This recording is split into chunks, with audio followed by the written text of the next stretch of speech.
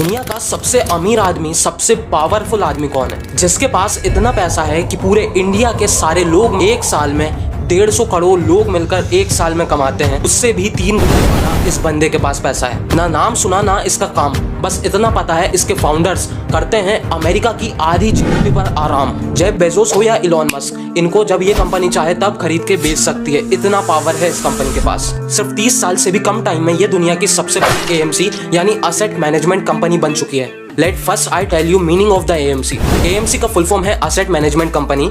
ये एक इन्वेस्टर या फिर एक कंपनी के बीच में लिंक क्रिएट करती है। For example mutual funds local public से पैसा लेता है और फिर दूसरी कंपनीज में इन्वेस्ट करके उससे इंटरेस्ट कमा के वापस इन्वेस्टर जो कि लोकल पब्लिक थे उनको देता है। सेम यही ब्लैक रॉक कंपनी भी यही करती है, इंस्टीट्यूशन या इंडिविजुअल से पैसा लेकर कंपनीज में लगाती है। Amazon, Apple, Google, Facebook, Tesla, Fox media, इन सब कंपनीज में सिर्फ एक बात तो सिमिलर है ही सही, इन सब में बड़े इंस्टीट्यूशनल इन्वेस्टर में एक नाम कॉमन है और वो है BlackRock. Introduction to BlackRock. आप अभी तक हैं इस वीडियो में, तो चलिए शुरू करते हैं इस कहानी का सफर, कैसे ब्लैक रॉक बनी दुनिया की सबसे बड़ी कंपनी। इस कंपनी की नींव रखी गई आज से 35 साल पहले 1988 में लैरी फिंक द्वारा अलोंग विद देयर 7 पार्टनर्स। हालांकि जब बंदे के अंदर आग लगी हो ना, तभी वो कुछ बड़ा काम करता है। ब्लैक रॉक कंपनी से पहले वो एक वॉटसन नाम की कंपनी में काम करते थे। उस टाइम पे इन्होंने एक बहुत बढ़िया चीज फाउंड की जो थी डेप्थ इंडिकेशंस। उन्होंने कहा जो हम छोटे छोटे लोन्स बांटते हैं उसकी जगह हम उसे पूरा बल्क में लगाएं और फिर उसे छोटे छोटे पार्ट्स में हर जगह बांट देते हैं। खैर, आपने अमेरिका की 2008 वाली क्राइसिस के बारे में तो सुना ही होगा। वो इसी डेप्थ इंडिकेशन की वजह से हुई थी, जिसकी नींव रखी थी लैरी फिंक इन्हीं भाई साहब ने। With Asian stocks fell off a cliff, the largest single point drop in history. Share prices continue to tumble. In a matter of days, one of the pillars of One of the first banks to fail is Bear Stearns. The U.S. government asked the biggest commercial bank, J.P. Morgan Chase, to bail out Bear Stearns. जिसकी वजह से पूरी दुनिया एक मंदी का दौर देख रही थी। बट फिर भी ये रुके नहीं। 23 से 31 साल की उम्र तक ये बन चुके थे बैंक के एमडी और इसी बीच इन्होंने उस कंपनी को $1 बिलियन का फायदा यानी प्रॉफिट करवाया, जो कि लगभग 8,000 करोड़ का प्रॉफिट था। बट जैसा कि हमने हर केस स्टडी में देखा है, जब इंसान पहली बार उड़ता है तो वो एक ना एक बार नीचे तो गिरता ही है, पर वो गिरता इसलिए है ताकि वो और ऊंचाई तक उड़ सके। बस इंसान को ये समझ जाना चाहिए। सेम लैरी फिंक के साथ भी यही हुआ। इन्होंने भी उस कंपनी को 800 करोड़ का लॉस दे दिया और कंपनी ने इन्हें मुंह पर कह दिया अब तुम्हारी इस कंपनी को कोई जरूरत नहीं है। एंड दैट्स द पॉइंट, जब आग लग गई। ऐसी आग लगी कि पूरी दुनिया की सबसे बड़ी कंपनी बना डाली।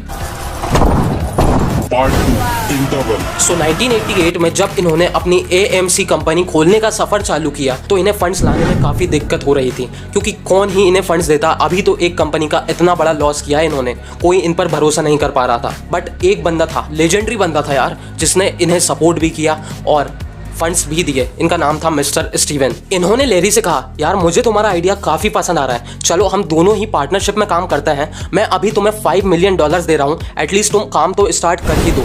बस दोनों की पार्टनरशिप ने कंपनी का नाम रखा ब्लैक स्टोन फाइनेंस मैनेजमेंट और कुछ ही सालों में लगभग 1989 के एंड तक इस कंपनी की वैल्यूएशन हो गई थी $2.7 बिलियन।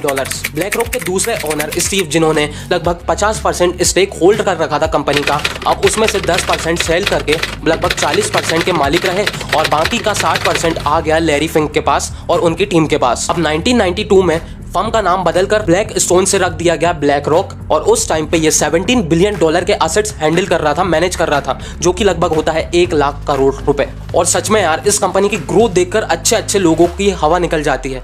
मात्र 3 साल के अंदर ही इसने अपने असेट डबल नहीं ट्रिपल करे। 1995 में ये $53 मिलियन के असेट मैनेज कर रही थी, यानी कि 4.5 लाख करोड़। और उसी साल लैरी फिंक ब्लैक रॉक के चेयरमैन प्लस सीईओ भी बन गए और 1999 में कंपनी न्यूयॉर्क स्टॉक एक्सचेंज में रजिस्टर हुई ओनली $14 पर शेयर के हिसाब से। और भाई हमें तो पता ही है स्टॉक एक्सचेंज में बहुत गजब का पैसा है।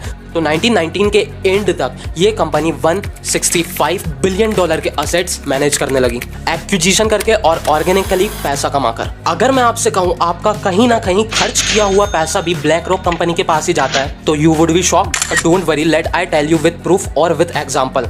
चलो फॉर एग्जांपल कोको कोला, अरे छोड़ो कोको कोला भी नहीं, लेकिन हिंदुस्तान यूनिलीवर या फिर नेस्ले, इन सब कंपनी में से कभी ना कभी एक ना एक प्रोडक्ट तो आपने लिया ही होगा या फिर हर मंथ लेते ही होंगे। तो यू नो इन सब कंपनीज को भी हैंडल करती है एक बहुत बड़ी कंपनी जिसका नाम है पेप्सिको और उस कंपनी में भी मेजर शेयर ब्लैक रॉक के है। और सिर्फ फूड इंडस्ट्री ही नहीं, ब्लैक रॉक तो जो आप ट्रिप के लिए एरोप्लेन से जाते हैं उसमें जो कैरोसिन ऑयल डलता है वो भी मेजरली ब्लैक रॉक की माइन से ही आता है। एग्रीकल्चर सेक्टर के अंदर भी बहुत मेजर शेयर होल्डिंग है ब्लैक रॉक की।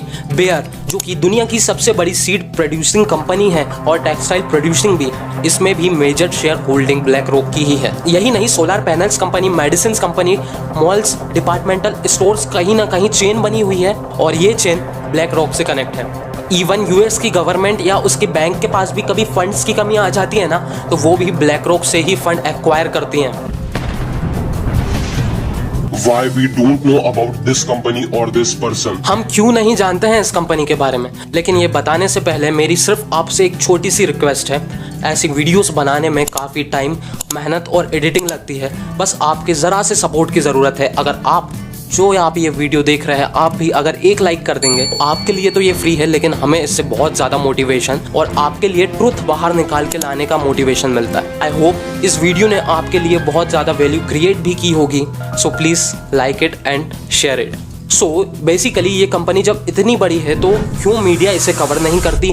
कभी न्यूज़ या टीवी चैनल्स में हमने क्यों इसके बारे में कभी नहीं देखा? एक्चुअली ना, ये चाहते ही नहीं है कि हम न्यूज़ में आए या मीडिया में आए, और ऐसा इसलिए भी पॉसिबल है क्योंकि BlackRock currently handles 18% of Fox, 16% of CBS और 13% ऑफ कॉमकास्ट। ये भी मीडिया कंपनीज है, NBC, MSNBC और Sky. So we can't imagine इस कंपनी के हाथ पैर पता नहीं कहां कहां तक फैले हुए हैं। वन साइड देखें तो ये कंपनी हमारे लिए फ्यूचर में बहुत ज़्यादा हार्मफुल भी हो सकती है, क्योंकि जब ये कंपनी इतनी ज़्यादा पावर हैंडल कर रही है, गवर्नमेंट को भी इससे लोन लेना पड़ रहा है। मतलब इतनी पावर आ चुकी है कॉर्पोरेट्स के पास। कॉर्पोरेट्स का मेन एम तो सिर्फ प्रॉफिट मैक्सिमाइजेशन ही होता है, वेलफेयर नहीं। सो इन फ्यूचर कहीं ये लोग हमारी डेमोक्रेसी को रिप्लेस ना कर दें, but it's all about future. ऐसे आपका क्या मानना है? क्या इनके पास इतनी पावर है कि ये डेमोक्रेसी को आगे इन फ्यूचर रिप्लेस कर पाएंगे और अपनी पावर और ज़्यादा बढ़ा पाएंगे? कमेंट में ज़रूर बताएं।